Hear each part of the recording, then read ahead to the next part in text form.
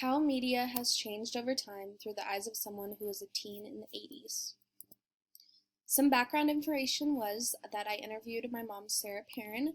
She was a teenager in the 80s in Tigard, Oregon, which is a suburb of Portland, Oregon. She talked about how sports and music impacted her youth and how she saw the media and how she experienced it. And she experienced the media through shared experiences with her friends and her family. And she counts that as a reasoning why she looks at media the way she does now. So for music and radio, at this part of the interview, we talked about how some of her favorite artists were U2 and Madonna, as well as she listened to the radio's Top 40 a lot, and so did a lot of her friends, as well as songs were not as explicit like nowadays, so there wasn't a lot of parental controls, at least for her. Her parents kind of let her listen to whatever she wanted to. She also went to record stores with her friends, and cassette players and mixtapes were very popular at the time, as well as MTV was also popular to find music and watch music videos of current and popular songs at the time, as well as she would listen to sports games on the radio with her family to catch on a game on football or baseball or other sports like that. The mid 80s. Yeah. No. So that's when like U2 and Madonna and those artists all kind of hit. So then we listened a lot to the radio, and it was like the top 40, and we all listened to the same songs then. Yeah.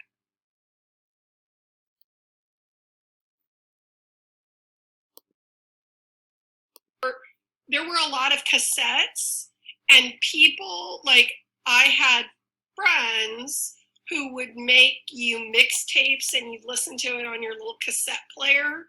So it wasn't so much there was a LP, like a record player, but there were cassette tapes. So like I had cassette tapes when I was in high school and college. Where did you end up buying those music outlets? Mostly, well, there were Tower Records was a really big franchise, but mostly, like in college and stuff, we shared music. Like, you know, like a guy that you were dating would make you a mixtape, or like, you know, we made mixtapes for each other. I don't know how to explain it other than that.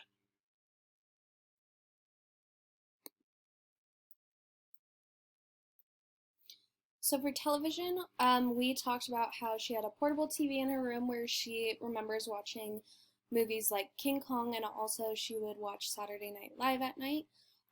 Also, to get a signal, there was a dish that was huge that she talked about when she would watch TV at her grandparents' house. That was more in the country, as well as she talked about rabbit ear antennas and how the coverage was more black and white and staticky. It wasn't high def like it is nowadays. And they all watched TV together as a family because there was really only one TV per household. And if there wasn't, they'd still just watch it as a family. And everyone watched the same type of shows, so you got to talk to your friends and your family friends about certain TV shows and bond over those experiences. More widespread. Well, I had a little tiny black and white portable TV in my bedroom when I was probably like 12. Yeah. And like I remember watching the original King Kong on it, and I remember watching Saturday Night Live, like kind of sneaking Saturday Night Live, but not.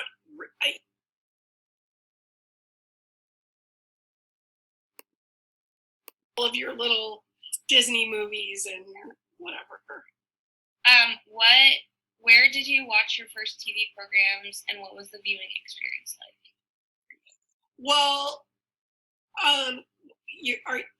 we had one TV at Lenny and Pop's. Yeah. But I mostly remember at Grammy and Papa's at the ranch, which was pretty remote. Yeah.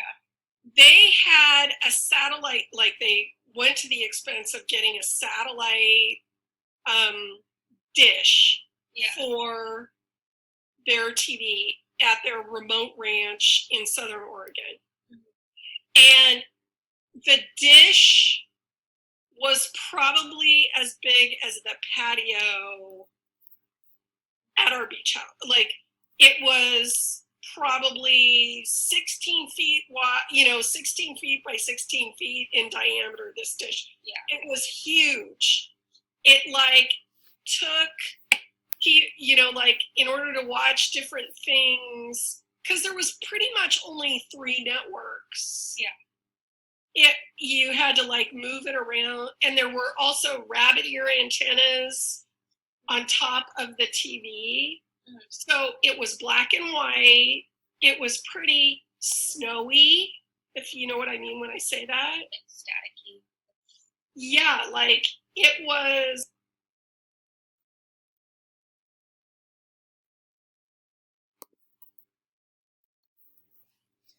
For movies, we talked about how her and her family, when she was younger, would go to the Newberg Drive-In, which is also located in Oregon, and you would take your own snacks to the movies instead of buying them at the concession stands. And she remembers vividly watching Westerns, and also she remembered Ghostbusters and Raising Arizona were ones that really stuck out to her, as well as she grew a love for Hitchcock movies at the time.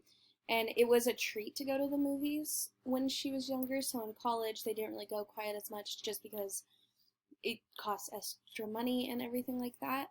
As also in high school, she talked about how popular it was to go on dates to the movies, and that kind of was where you would go on a date with a boy or a girl that you liked.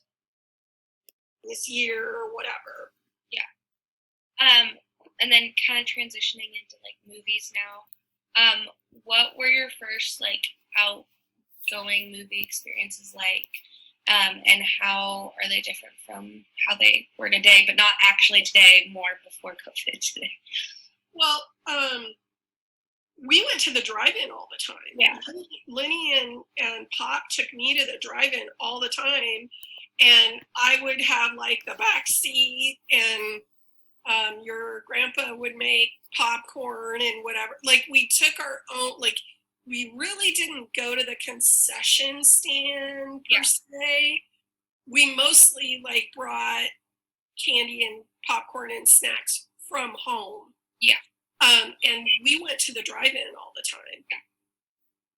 And I feel like there were a lot of Westerns when I was a kid. I remember watching a lot of Westerns, and when I was in high school, Ghostbusters came out, and Raising Arizona, and different things. There were some different movies back then that. What were some of your all-time favorite films growing up, and why? Well, I loved Hitchcock movies, which are murder mystery. They're kind of murder mystery movies. I loved them. They were beautiful. They were really cool to look at, and we would watch. And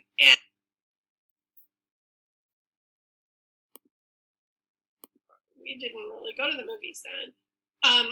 In high school, that was always where you went on a date. You went on a date to the drive-in or a date to the movie theater. Because there was a big, huge movie theater at Washington Square. Mm-hmm. And there was, and Tiger Cinemas was a drive-in. So that's where we went. And there was a theater in Beaverton too.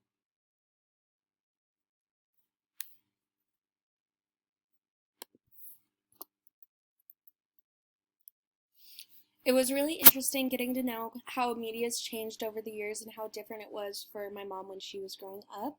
But anyways, thank you so much for listening, and yeah.